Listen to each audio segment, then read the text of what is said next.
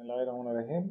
আপনারা অবগত আছেন আমাদের চাঁপাইনবাবগঞ্জ সদর শহীদ ছাত্র হলে একটি অনুষ্ঠান করেছেন পৌর কমিটির পরিচিতি সভা। এই অবৈধ পৌর কমিটির পরিচিতি সভায় প্রধান অতিথি অ্যাডভোকেট শাহীন শওকত, রাজশাহী বিভাগ।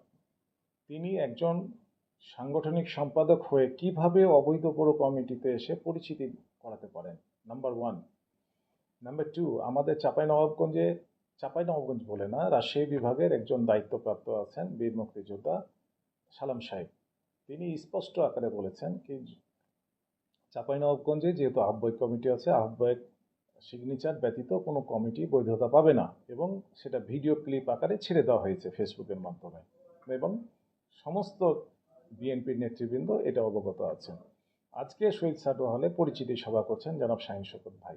এই গ্রুপিং থেকে আমরা মুক্তি পেতে চাই। আমাদের প্রাণপ্রিয় নেতা জনাব তারেক রহমান সাহেবের কাছে আমার অনুরোধ, অতি শীঘ্রই এই শাহীন শওকতকে যাতে রাজশাহী বিভাগ থেকে উইথড্র করা হয়। ওনাকে দ্রুততম, কারণ উনি আমাদের রাজশাহী বিভাগে 8টি জেলা আছে, 8টি জেলার মধ্যে 5টি জেলাতে উনি যেতে পারেন না, শুধু গ্রুপিং করার কারণে।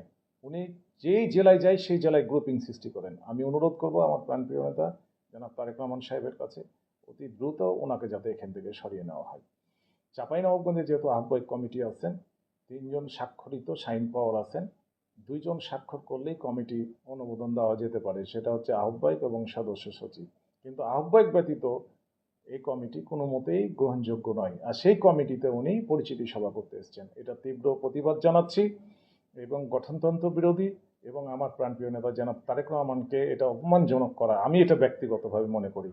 আমি অতিলম্বে এই শাহীন শওকতকে এখান থেকে, এই বিভাগ থেকে যাতে তাকে সরিয়ে নেওয়া হয় সেই অনুরোধ জানাচ্ছি।